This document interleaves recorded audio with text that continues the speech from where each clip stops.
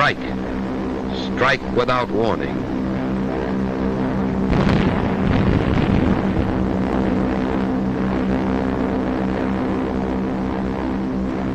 Destroy his inadequate air force on the ground. Blast those who escape out of the air.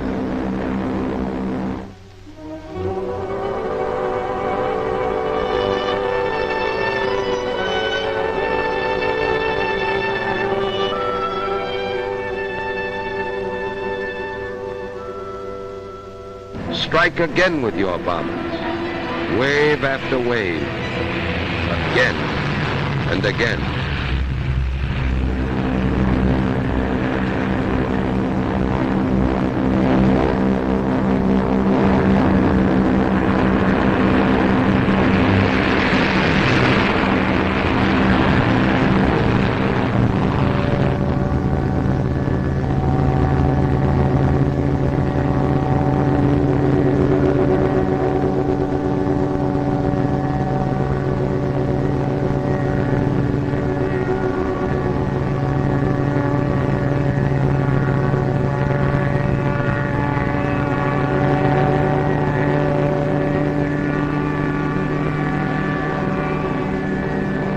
Strike at the railroads, for then the victim cannot mobilize. It cannot move men and supplies. Its armies are isolated.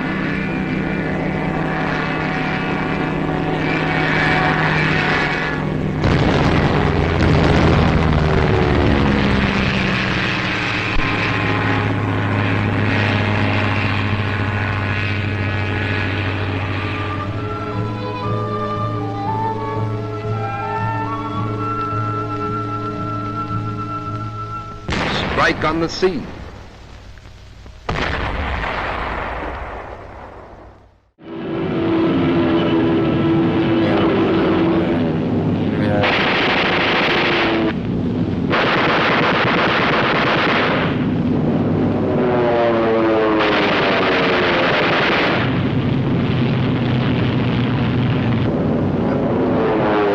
Some of the enemy interceptors are blasted out of the battle zone.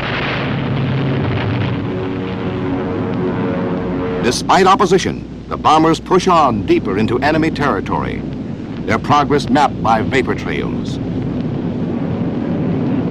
In formation, the bombers can lay down a deadly pattern of protective fire.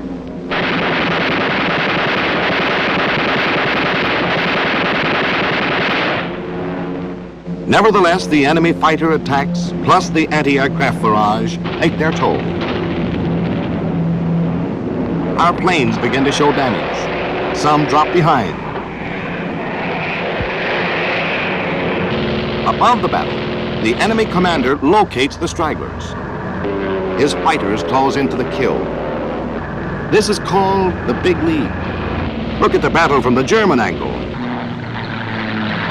through German cameras, and see why.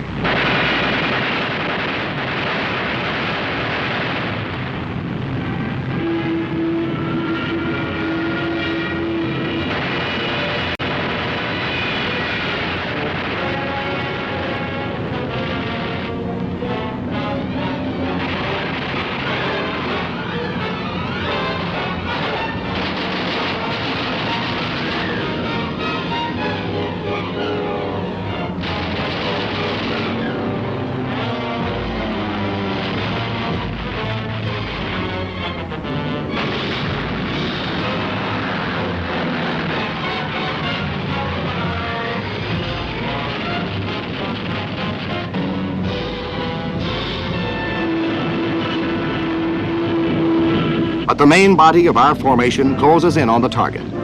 The enemy has never succeeded in making an American mission turn back before completing its task. Despite the threat of sudden, violent death, our flyers stick to their jobs until the bombs are away.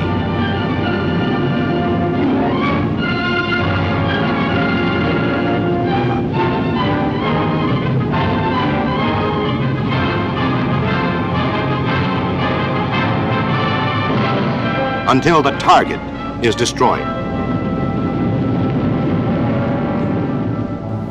The skies over Europe in the early 1940s were a proving ground for aerial supremacy, demanding constant innovation from aircraft designers.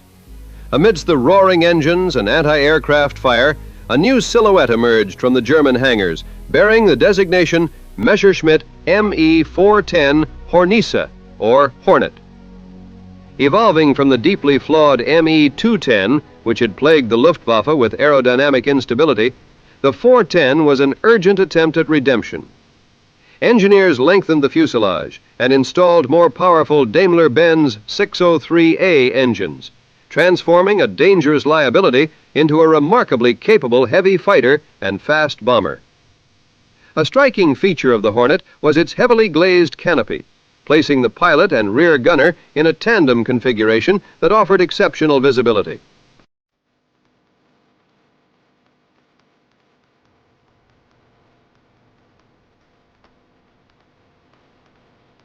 The rear gunner controlled an innovative barbette system, aiming remote-controlled machine guns mounted on the sides of the fuselage. This technological leap kept the gunner protected while providing defensive fire against Allied interceptors. Beneath the nose, the aircraft hid a versatile weapons bay. Originally intended to carry up to 2,000 pounds of bombs, this compartment could be adapted to house devastating 50-millimeter cannons, turning the Hornet into a lethal bomber-destroyer, capable of engaging American heavy bombers from well beyond the range of their defensive guns. The Me 410 entered service as the tide of the war was beginning to turn against Germany. It found itself utilized in a multitude of roles, from night fighting to maritime strike and aerial reconnaissance. Its blistering top speed of nearly 400 miles per hour made it a difficult target for early Allied fighters. Yet the aircraft was fighting a losing battle of attrition. The factories producing them were relentlessly targeted by Allied bombing campaigns, and the skies teemed with increasingly superior enemy fighters like the P-51 Mustang. Despite its sophisticated engineering and terrifying combat potential, the Hornet was overwhelmed by the sheer numbers of the Allied war machine. It remains a fascinating testament to wartime engineering, a machine of desperate ingenuity, built in the twilight of an empire.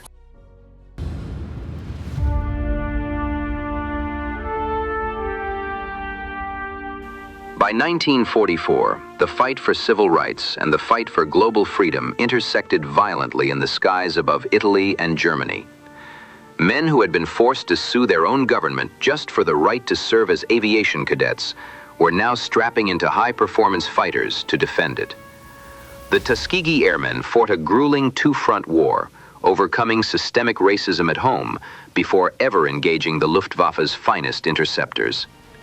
From harrowing strafing runs over the beaches of Anzio to massive bomber escort missions targeting Berlin, they demonstrated unmatched tactical discipline.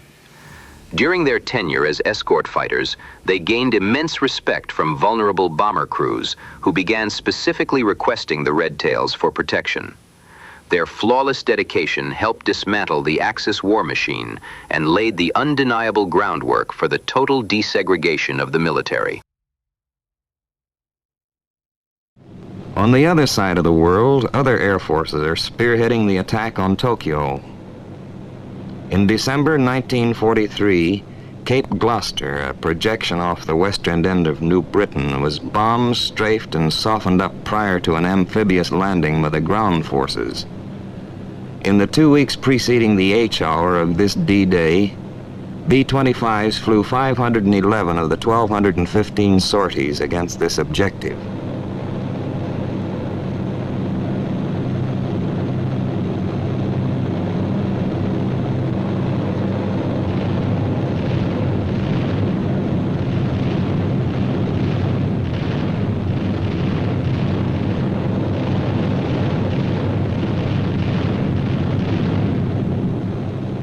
From December 10th through December 26th, D-Day, more than 3,000 tons of bombs were dropped on gun positions, coastal installations, beach and bivouac areas, and thousands of rounds of ammunition and 75-millimeter shells were poured into Japanese positions.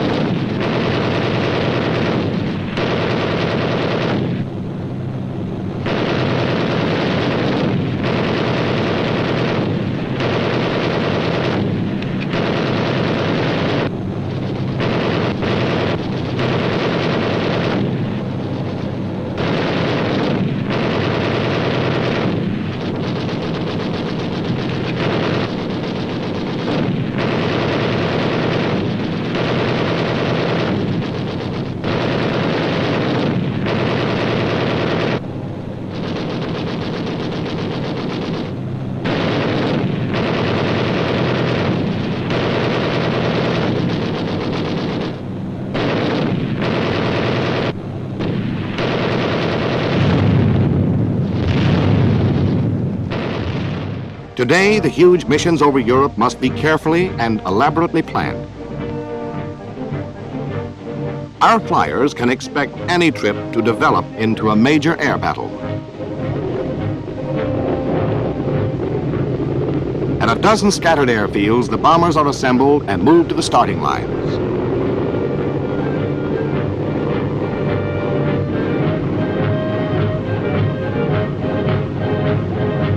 Takeoff time.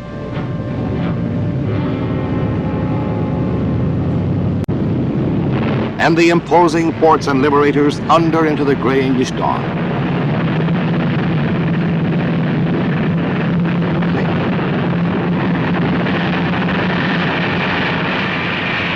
They take off on split-second schedule, but war in the air is so swift that a few moments' error may mean a missed rendezvous.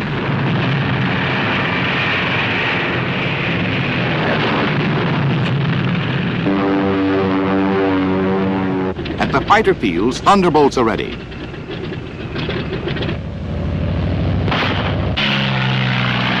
They set out to meet the bombers, followed by twin-engine lightnings.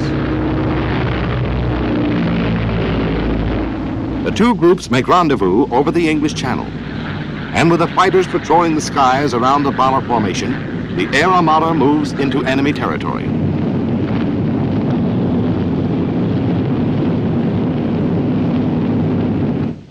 News of the approaching air invasion is flashed through the German warning system.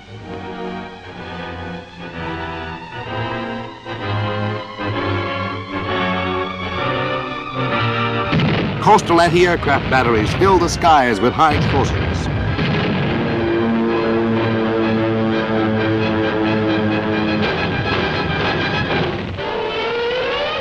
Alarm sirens wail over the German fighter fields and pilots sprint to their planes.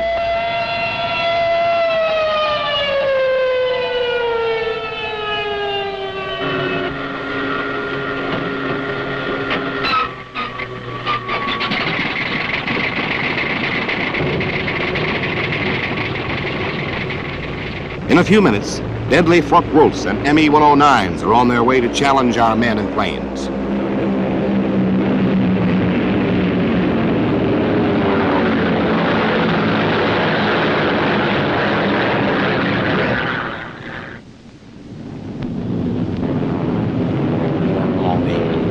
Our fighters peel off to meet the enemy threat, and the battle is on. With Okinawa in our hands, we could control the China coast, send swarms of planes to smother Japan.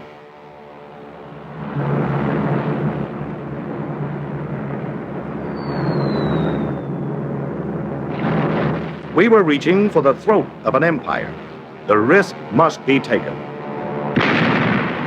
On the island of Okinawa, 5,000 miles from San Francisco, the earth shook from a fearful pounding by our ships and planes.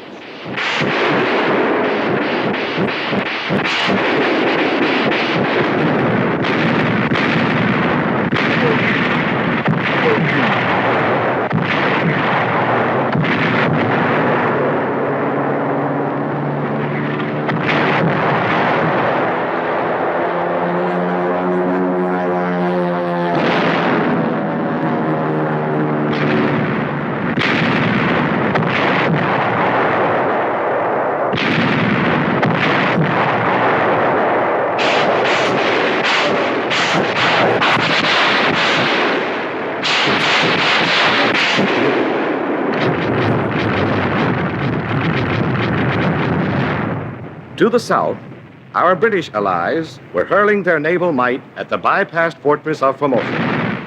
They were raking Sakashima with shell and bomb. England's greatest battleships and newest carriers were there, screening us on the south, paying off with pleasure an old debt to Nippon.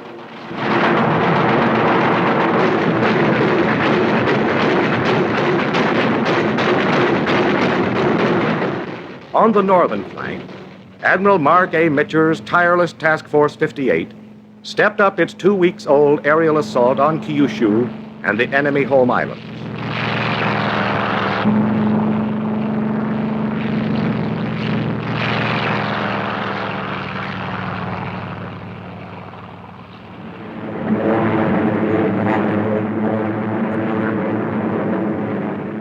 It was the 4th of July in reverse, on Japanese shipping, harbors, airfields, factories.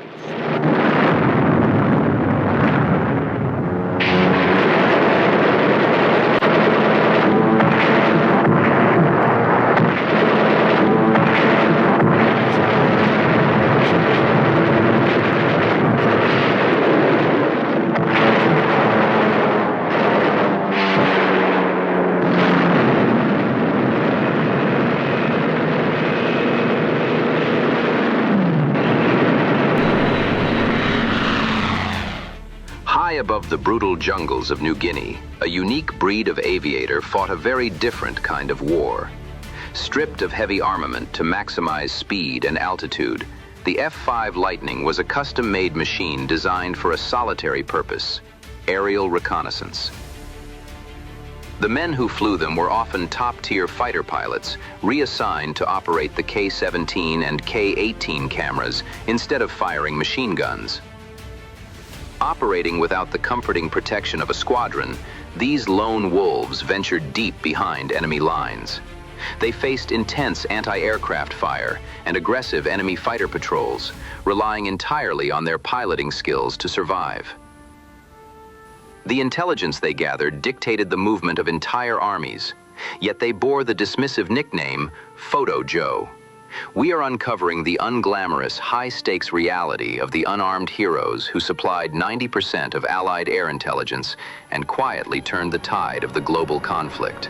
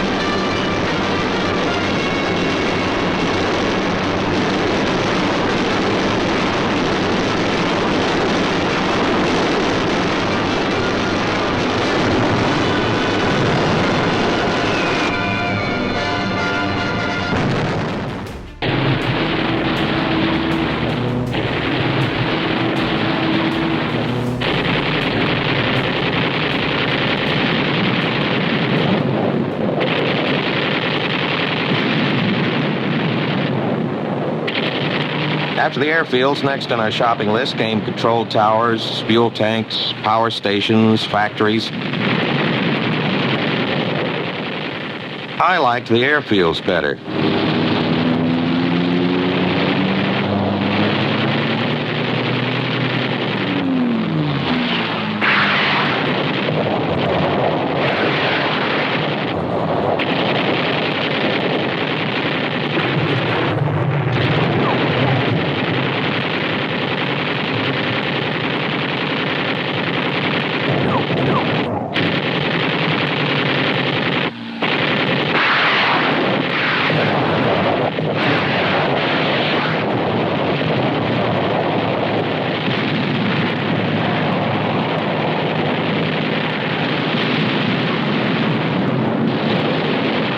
Later, we'd go after transportation targets like trains. The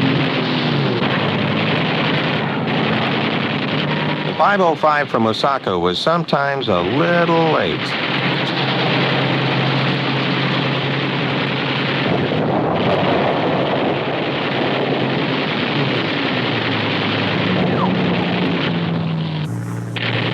When you only have 125 gallons left, you know it's time to head back to Iwo.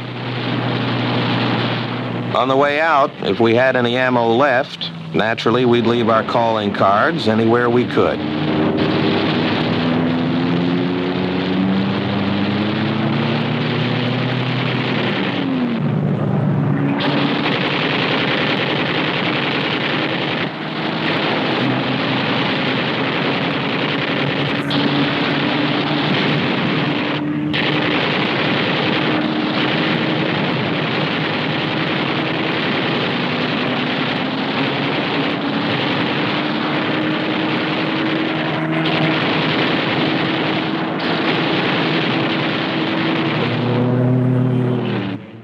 From the silver screen to the silver wings of victory, a new force has awakened across the nation.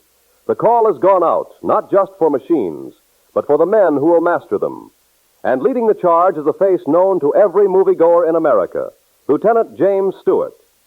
Hello. Gee, it looks like I'm back in the movies again, doesn't it? Trading the comfort of the studio lot for the cockpit of a heavy bomber, he stands before the camera to deliver the most vital performance of his career. This is the story of how a single film, Winning Your Wings, helped build the greatest air armada in history. We see the mighty flying fortress, not merely as a weapon of war, but as a symbol of our national resolve. It is a giant of the skies, demanding a crew of 10 highly trained specialists working in perfect unison. Watch as the barriers to entry are swept away. The old requirements are gone. The Army Air Forces demands only courage, aptitude, and a steady hand. Through the lens of this documentary, we witness the transformation of raw recruits, clerks, mechanics, and students into the navigators, bombardiers, and pilots of tomorrow. The aircraft itself stands as a rugged testament to American production. It is a 4-engine Guardian designed to bring its boys home, capable of absorbing punishment and returning to fight another day. But even the strongest steel requires a guiding spirit. With Lieutenant Stewart pointing the way, thousands have answered the call, looking skyward to join the fight. This is the dawn of a new era in air power, where every man has a role, and every mission brings us one step closer to final victory. Suddenly, overhead appear the carrier-based planes of the United States Pacific Fleet.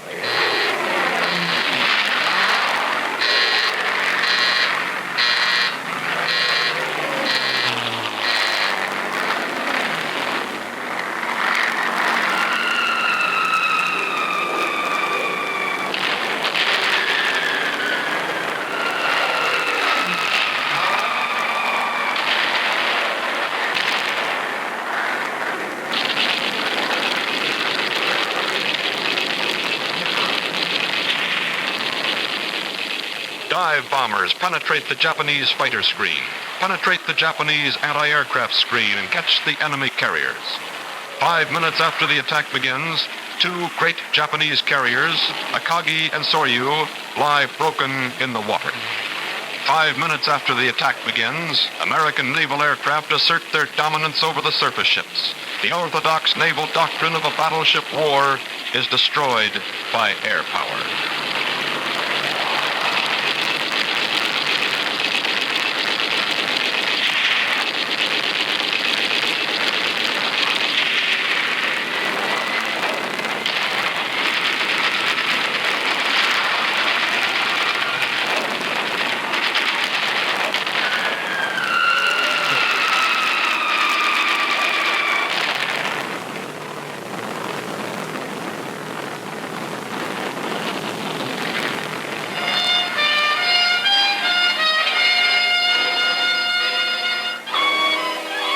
The Imperial fleet gathers for one last effort.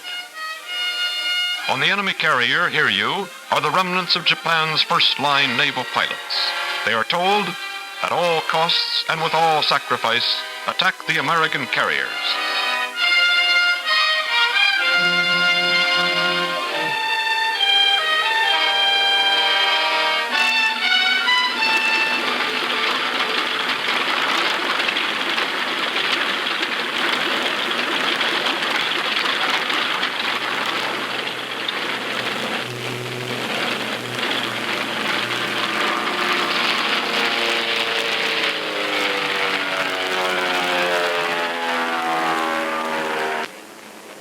Meanwhile, the American planes are returning.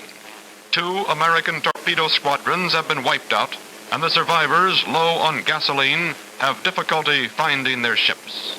The Japanese planes are only a few miles behind the Americans. It was desired to test and compare local control turrets with the standard remote fire control system used in the B-29. 2 Martin turrets with computer sights and 2 Sperry Ball turrets replaced the remote control guns.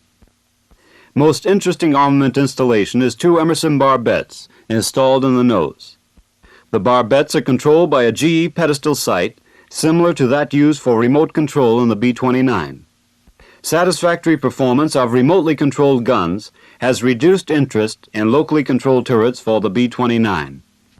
The Pacific Ocean is a battlefield of infinite distance. For years, the enemy believed these waters were a shield, a vast moat protecting their homeland from the fires of war. They were wrong.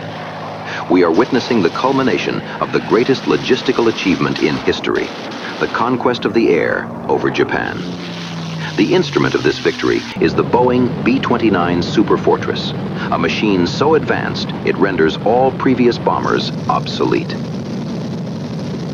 Consider the engineering marvel sitting on the tarmac of Guam, Saipan, and Tinian. This is the first bomber to offer a fully pressurized cabin, allowing crews to operate at 30,000 feet in shirt-sleeve comfort, free from the cumbersome flight suits and oxygen masks required in Europe. Defensive armament has leaped forward as well. Gone are the days of gunners manually wrestling heavy machine guns against the slipstream. The Superfortress utilizes a revolutionary General Electric central fire control system. Gunners sit in sighting blisters using analog computers to remotely direct 5 turrets, tracking enemy fighters with mathematical precision. It is the most complex aircraft ever mass-produced, a $3 billion gamble that paid off. But the bomber is only half the story. To strike the heart of the enemy, these giants must fly 1,500 miles over open water, face the flak and fighters of the mainland, and return. They do not go alone. From the sulfurous rock of Iwo Jima rise the Little Friends, the North American P-51 Mustangs. These are not the short-range interceptors of the early war. Equipped with drop tanks and the legendary Merlin engine, they fly the longest fighter escort missions ever attempted, a round trip of 7 hours or more. It is a grueling test of pilot endurance, sitting in a cramped cockpit for the duration of a transatlantic flight, only to engage in dogfights over Tokyo. The film you are about to see, The Last Bomb, captures this relentless offensive in vivid technicolor.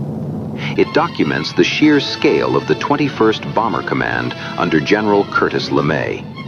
You will see the coordination of hundreds of aircraft, the precision of the incendiary raids that dismantled the enemy's war industry, and the final, terrible blow that brought an empire to its knees. This is the reality of modern air power, methodical, overwhelming, and unstoppable.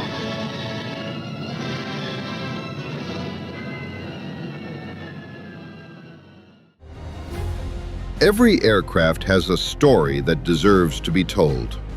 Don't let these legends fade into the past. Like this video and subscribe to our channel and help us keep aviation history alive.